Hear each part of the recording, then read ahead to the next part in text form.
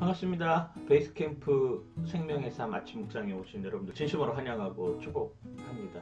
오늘 아침에 함께 나눌 묵상의 메시지는 요한복음 21장 1절에서 14절까지의 말씀입니다. 요한복음 21장 1절에서 14절까지에 나와 있는 내용을 통해서 위로와 회복의 식탁을 준비하신 예수님. 예수님은 부활의 사건 이전에도 그렇고 부활의 사건 이후에도 마찬가지로 똑같이 섬기러 오셨다라고 하는 것을 우리에게 알려주고 있는 것 같습니다. 그 섬김이 어떤 섬김이었는지 한번 같이 천천히 살펴보도록 하겠습니다. 그리스도인이 죽음이 끝이라면 우리는 교회에 나갈 필요가 어쩌면 없을 수도 있습니다. 죽음이 완전히 끝났다라고 하면 우리가 이렇게 신앙생활을 할 수 있는 여지가 없는 것이죠. 그런데 죽음이 부활이고 죽음이 새로운 시작을 알리기에 우리는 지금도 하나님 앞에 예배드리고 있는 것입니다. 이게 중요한 것이죠.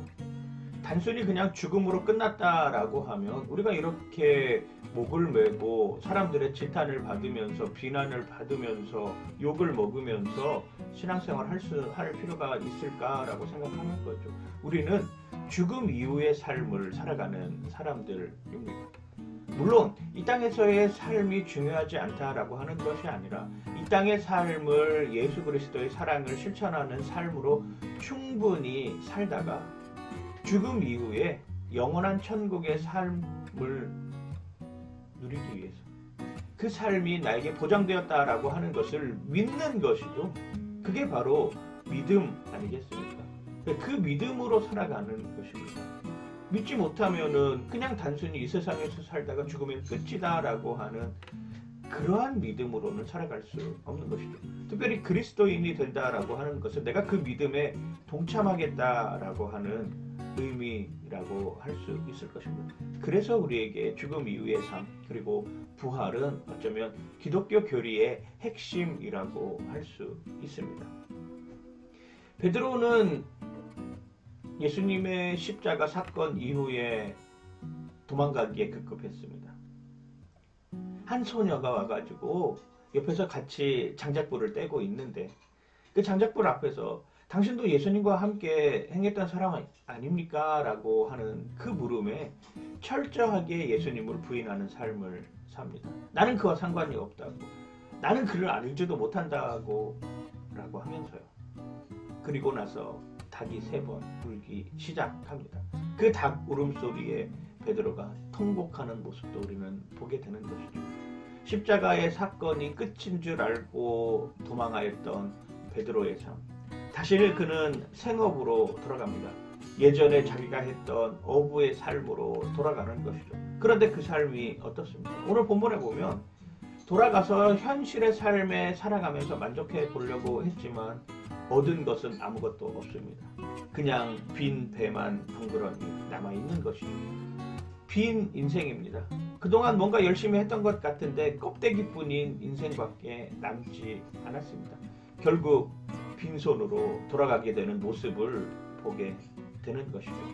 그때 주님이 베드로의 삶 가운데 다시금 개입하기 시작합니다.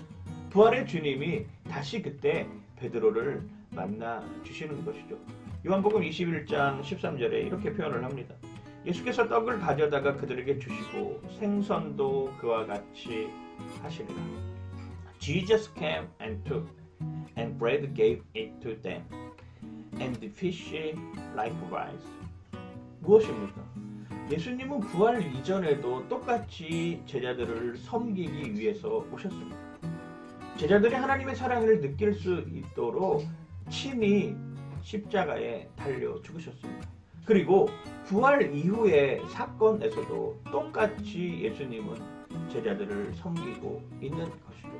빈손으로 아무것도 얻지 못하고 터벅터벅 주저앉는 그 베드로 앞에 주님이 나타나셔서 예수님이 부활 이후에 제자들을 위해서 아침을 차려주십니다.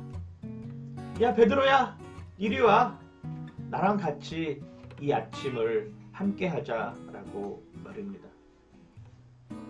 자신을 배신했던 배신자를 다시 만나는 그 순간 어쩌면 인간적인 욕심으로서는 저 사람을 질타할 수밖에 없고 저 사람을 욕할 수밖에 없고 저 사람을 잘라낼 수밖에 없는 상황이지만 그럼에도 불구하고 주님은 다시 찾아오셔서 제자들에게 맛있는 생선 구이로 아침을 대접하는 것이죠. 그리스도인의 삶이 이런 삶 아니겠습니까? 어느 종교의 신이 사람을 대신하여 죽습니까?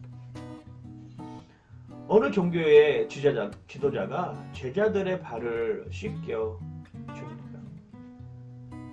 어느 종교의 교주가 식탁을 차려줍니까? 예수님은 그 일을 감당하기 위해서 오셨다고 하는 것입니다. 부활 이전에도 그리고 부활 이후에도 예수 그리스도는 섬기러 오셨습니다. 빈손인 내 인생을 섬기러 오신 주님을 찬양합니다. 오늘도 빈손인 내 인생에 찾아와 주셔서 내 삶을 먹여주시고 내 삶을 인도해 주시는 주님 앞에 여러분들의 삶을 내놓는 아름다운 모습이 되길 주님의 이름으로 간절히 축원하고 축복합니다. 파이팅!